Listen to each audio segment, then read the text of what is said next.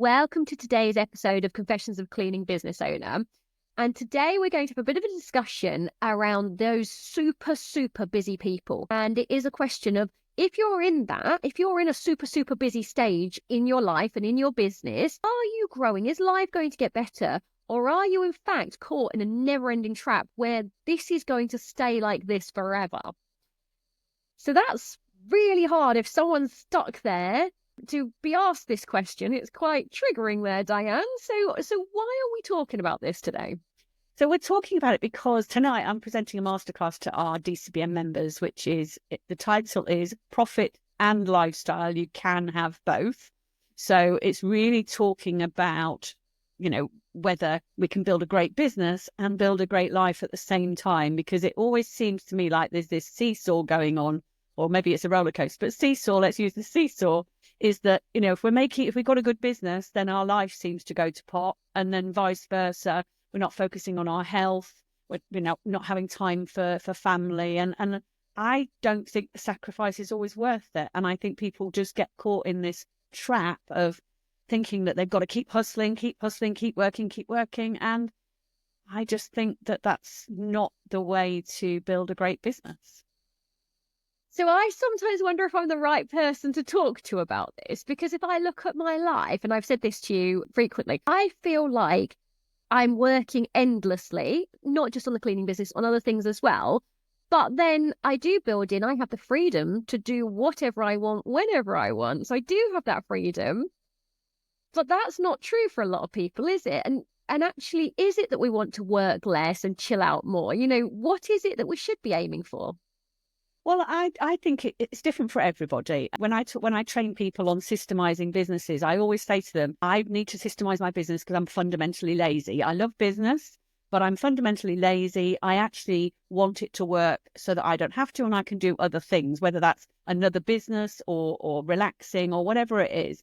And we're all different in that what we want to do outside of work. But if all we have is the work, and it can go on for too long, I think sometimes. I've spoken to people where it's like, but I'm 7 years in and I'm still feeling like, I'm still hustling. I'm still working so hard. When is it going to end? And the question is, well, actually, probably the answer actually is, maybe it's not going to end if you don't fundamentally change what you're doing. This is the whole thing, isn't it? If you keep repeating what you've always done, you're going to keep getting what you've always got. And I think, there's loads of people out there telling people all you need to do is work harder and it'll get better. And I don't think that that's necessarily true. Wow, that's a big thing to say. It is interesting as things change. If we look at over the last 100 years, actually, we have been conditioned to be said, work hard. As long as you work hard, good things will happen. Yeah. And I'm saying that's not the case. Well, I think it's probably become a cultural thing that we all work harder. And, now that, if a husband and wife, if we're using that they both work full time now, and we're expected to go back to work after having children, and our children are expected to work, they go to school and then they're expected to do homework as well. And don't ask me my opinion on that, because that'll take us off on a tangent. But I do think that work culture has really infiltrated, and I'm not sure it's all that healthy for all of us. And as business owners, we have the opportunity to build something that works around our family. And that's often why a lot of us started our businesses in the first place. So why are we continuing, maybe after 7 years, to still build a business that does not work around your family? You're working 60 hours a week and you've not been made the kids' bedtime for 3 days now. That's not what we set out to achieve. And I think that not recognizing that, it might be triggering. And if you're listening and thinking, actually, that's me, it's a good chance to just step back and go, am I building either the wrong business? Have I got the wrong structure? Or am I just so focused on the work that I'm forgetting I'm supposed to be building something that's going to build a better life at the same time? So you're saying this slogging through it isn't going to get any better? No, and sometimes we need to work hard, and we started and built businesses, both of us, and people listening to this, you've started your business, and that enthusiasm when you start, you do have to work hard. You've got no customers, you've got no team, you've got no support other than yourself, so you do work harder than probably you realized when you first started the business. But if it's become a continual thing that this is how your business works and how you work. I just don't think that's healthy. And if you can take a step back and look at where you're spending your time and what business you're building, that's the time for me to question and think, okay, maybe there's a different way, maybe there's a better way.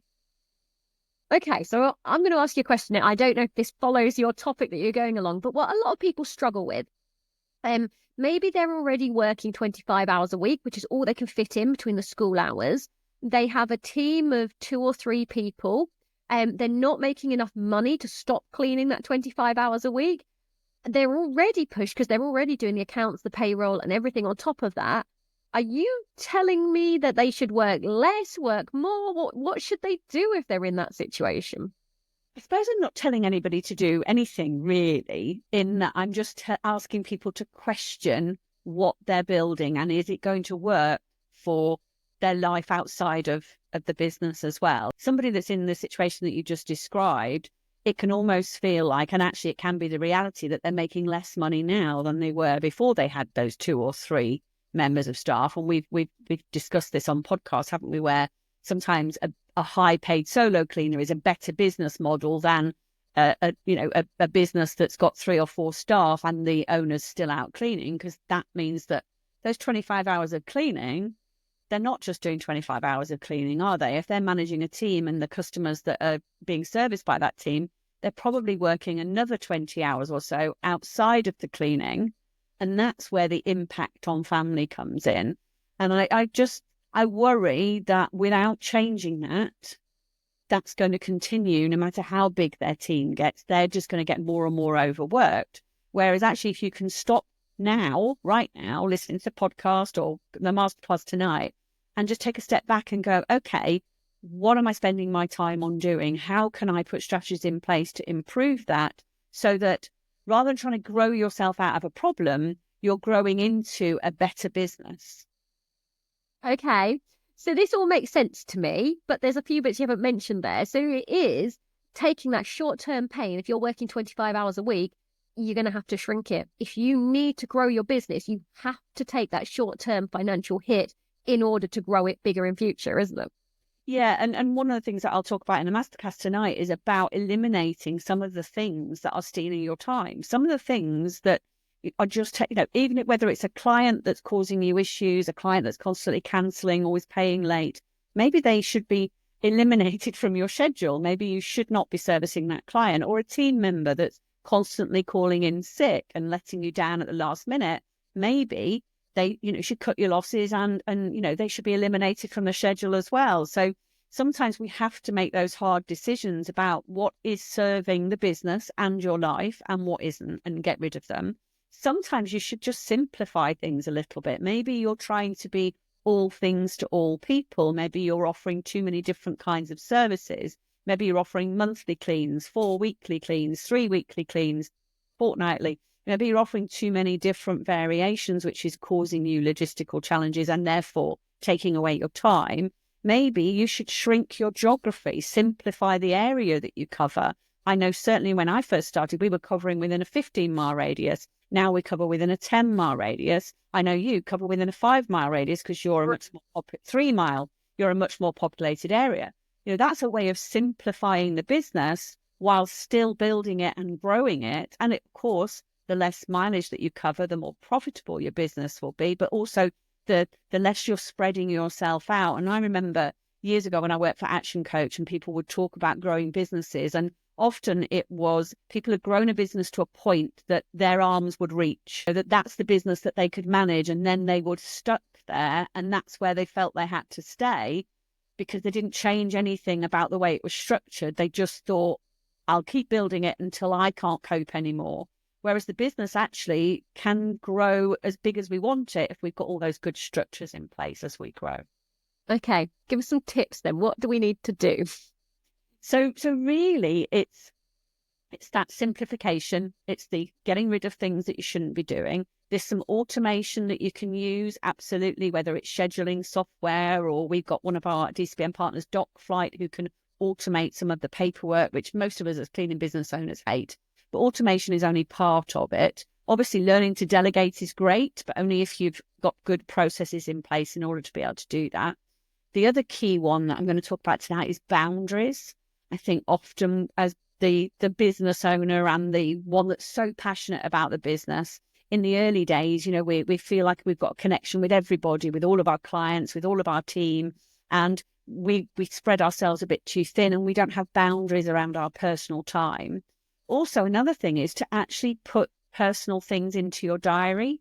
We're often quite good at scheduling everything in the business, whether it's sales appointments or calls or the actual cleaning or staff meetings. But what about actually scheduling time away, or scheduling some time to go to the gym? Or not that we need to go to the gym when we're out cleaning, but you know what I mean? Just scheduling the personal things that you love to do. Put them in your diary, and then they become rocks in the diary that everything else fits around, rather than things that you put in at the last minute when everything else has given you a tiny bit of space.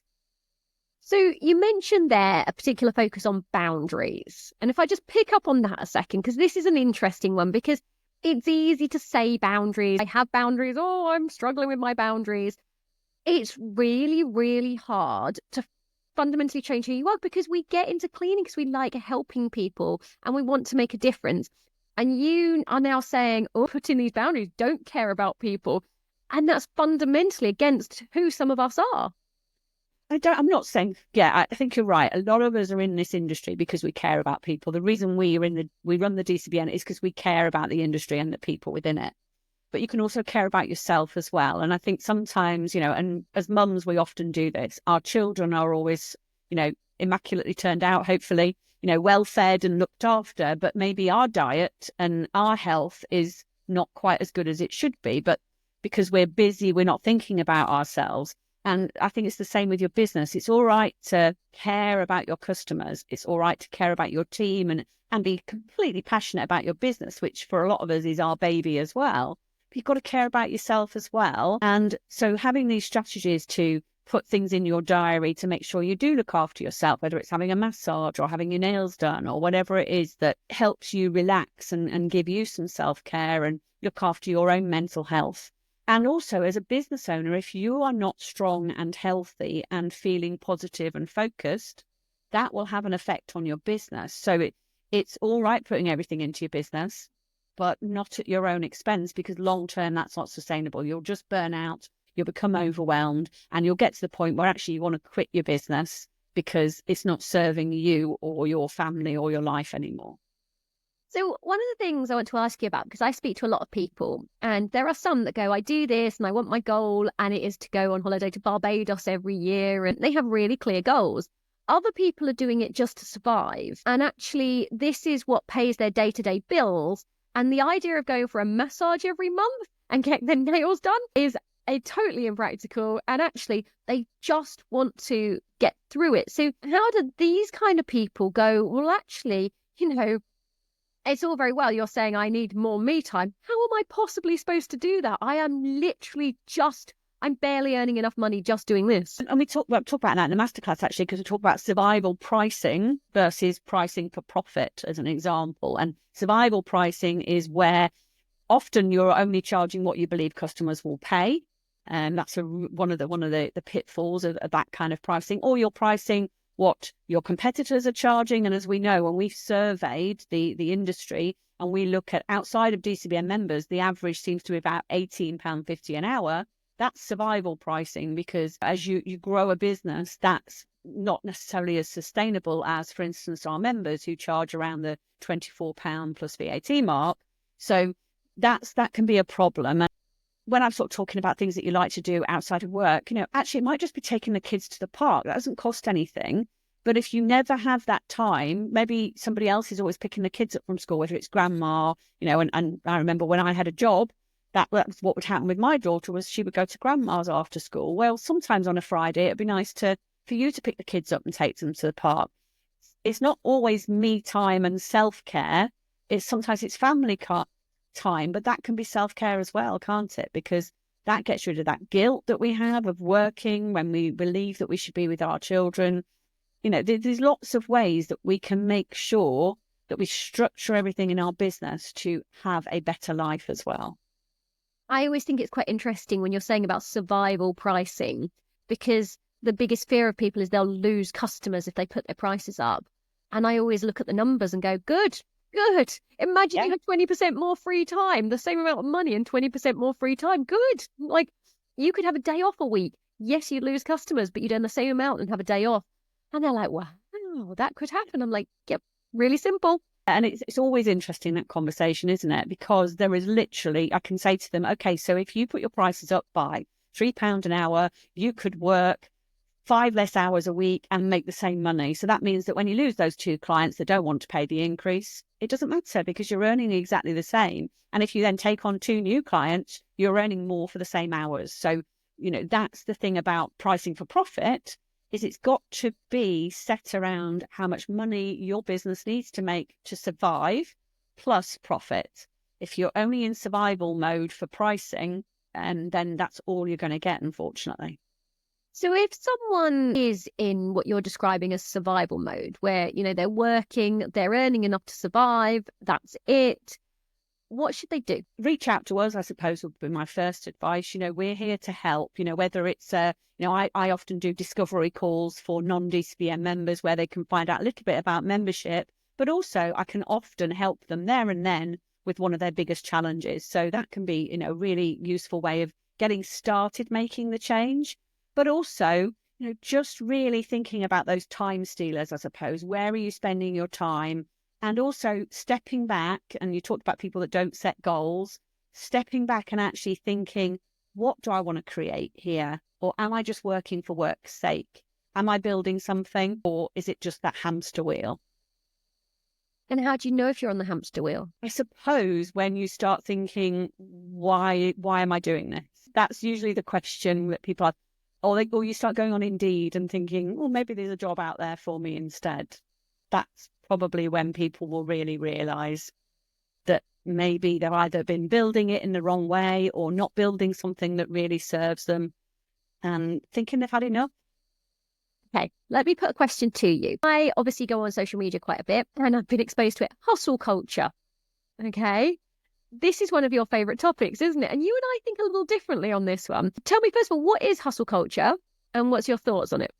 Well, hustle culture, I believe, is this sort of mental attitude towards work, particularly, is that you've just got to be constantly doing something and just constantly pushing and pushing and pushing. And I think that there's room for that when you start a business, but it's always got to be with a plan that this is not how the business is forever.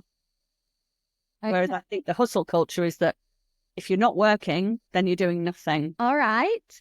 And so it's the constant pushing and pushing and pushing to improve. But surely that's a good thing. Yeah, I think every business and everything that you do, you should be looking for constant improvement. But that doesn't mean that you've got to work at that high level all the time. There's got to be uptime. There's got to be downtime. There's got to be some balance. And for me, hustle culture often forgets work-life balance. And we see, I've met lots of entrepreneurs over the years, especially when I worked for Action Coach, and a lot of them were divorced. A lot of them had lost too much along the way, and they built these multi-million-pound, very profitable businesses, but it was at the expense of everything else in their lives. And I don't think that I would ever want to encourage others to be like that. I think that's a mistake. Okay, so can you have it all? I think you can have it all, so long as you're focused on what that means and that it's being built on these sort of building blocks, if you like, of structure and systems that allow that to happen. I think we can all grow businesses, especially in our industry when the demand is so high, but without the structure, we grow a business that's in danger of collapsing or falling on us. So it's interesting. One of my favourite motivational books, as you know, is the 5 a.m. Club. I don't subscribe to the 5 a.m. bit, but a lot of the motivational bits in there are really, really good. And I've read it multiple times. And it wasn't until I read it about the third time that I realised it came with a warning at the end. And in the 5 a.m. Club, you get up at 5 a.m. and you do your personal development and you do your exercise and you do your planning for the day. I think that's what you do. That's off the top of my head, I'm sure. Anyway, it's a fantastic book if anybody wants to read it. But what it actually says at the end is, this is going to have some negative effects. If you do all of these, then yes, you're trying to get your life in balance. But the harder you work, the more you throw your heart and your soul into your business, your personal life takes a bit of a hit. And then you're then going, okay, all those learning points and all that motivation I put into my business, I now have to try and put into my home life. And if we don't sort of look at that support structure around us and focus on that, it can be a bit of a nightmare, can't it? Yeah, and I've always, it was a very, very good business guru called Jim Rohn, who's passed away, but he's always full of quotes. And he said, work as hard on yourself as you do on your business. And I really believe in that. I've always taken that on board, which is that I feel that if you work on yourself, whether that's self-care or whether that's the learning and development by reading books, etc., then you become strong enough and you grow as your business grows. And I do think that that's something that as business owners, we do get too caught up in the day to day and forget that maybe we need to, work on our own skills, whether it's leadership, whether it's team management, whether it's sales skills, marketing. There's so much that we have to learn. And sometimes we just think we should know it. And therefore we don't reach out to try and learn it. Interesting. So I've got a problem at the moment, right? So I got lots of problems, Louise. Lots of problems. So obviously the DCBN is busier than ever. My cleaning company, we're coming up to Christmas. We know that's a busy time. We've just finished the beekeeping harvest, which has been 12 weeks of insanity, right? And that's just going into sales, which is even busier. And I've got a house renovation. I mean, I'm working 24/7 here. I'm either sleeping or working, and family somehow fits into the miracle of all of this. But, I'm building my family around it all. In that kind of case where somebody's working 24/7, but each of those I chose to do, what do you say? Because it's not like, oh, outsource this or outsource that. I outsource everything I can. But the reality is, and I probably do have time, I can sit and watch TV, but it's the mental pressure because you're spinning so many plates. Even if someone else is doing the work, I'm still responsible for it, each and every aspect of it. Do you not think sometimes there's just times in life where you go, right, we're in a period of growth of everything? I agree. And it's interesting you said the mental responsibility of it, because actually what I was saying about, you need to grow as a business owner, it's that inner strength that actually the daily problem solving that actually is our job as business owners, seeing that as your role and being strong enough and having the skills to do it is key here. And I remember we spoke about the beekeeping business, didn't we, the other day? And it was sort of like, well, okay, so what's the plan? What are you working towards? Because, it's really hard work at the moment. And then you're going to do the selling and then you'll have a break. But what about next year? Have you got plans in place? And I think that's the same with any business, isn't it? Okay, so right now you're in hard work mode. What's the plan? Why? First of all, it's okay to be in hard work mode. There's nothing wrong with hard work. But what's the plan? Where are you headed towards? Is it always going to be hard work mode? Or do you have things that you're putting in place to ease that hard work at some point? Yeah. So I know exactly what we're doing the next 2 to 3 years. And it's hard right now. But when you've got that long-term plan, you go, okay, in 2 to 3 years, all of it will be running nicely. We're in a growth stage. It's painful now. But, and I think the other thing that I definitely notice about being a business owner is in terms of stress levels, when sometimes people listen to what you and I and lots of other people are doing, they go, oh, how are you not breaking under that stress? And it gets to the point, like you said about boiling a frog, where you're under so much stress so constantly, you stop noticing about it. And sometimes I'm just like, well, that thing you asked me about, well, that doesn't even bother me. And they're like, doesn't it? And I'm like, I haven't got the mental capacity to deal with whatever it is you're asking me sometimes. Yeah, and I do think that honestly that comes down to just working on yourself. And I watch a lot of TED Talks. One of my favorite books, actually, it's interesting you mentioned the 5 a.m. Club. Can't think of anything worse. But I agree with you. The book has actually got some really good strategy in it, just not 5 a.m. However, one of my favorite books is The Slight Edge. And that is actually about small things, small changes that grow exponentially and therefore make a big difference. So, if every day you make one small change, that's 365 days of small changes, rather than trying to make massive changes, but only doing it every now and then. It makes a better difference. Do you know the irony of all of this? We work in the domestic cleaning industry, and most of my customers are overworked. And the easiest thing to give them 2 or 3 hours back in their week is exactly what we deliver. And so the irony is we actually give a lot of people back their time, their freedom, their mental capacity to deal with other things. And at the same time, it comes out of us. And I think it's quite interesting that sometimes we can struggle with it, yet we're the ones that help other people. Yeah. And it's always interesting, isn't it, when the conversation comes up on social media often about, has anybody here got a cleaner? Because, you know, they're all going out cleaning other people's houses. And there'll always be a big thing of, absolutely, yes, it's amazing. It gives me back my Saturday mornings. It gives me back that time, because the last thing I want to do is clean my own house when I've been out all day cleaning other people's. So, yeah, it's common, but there are ways of making it better. And that's hopefully what we do here at the DCBN. Yeah. And for me, the reason I have a cleaner is I don't want the resentment. I don't want to work for free for my family who don't care and mess it up. At least if someone else has done it, it's taken away the emotions. But yeah, I love it, helping people at the DCBN. This is common. Get a cleaner is what I say. Yeah, absolutely. So thank you, Louise. Hopefully, and the Masterclass is going to go really well tonight. I'm really looking forward to it. And yeah, if you want to find out more about membership, then you can go to our website. Thank you very much. Speak to you next week.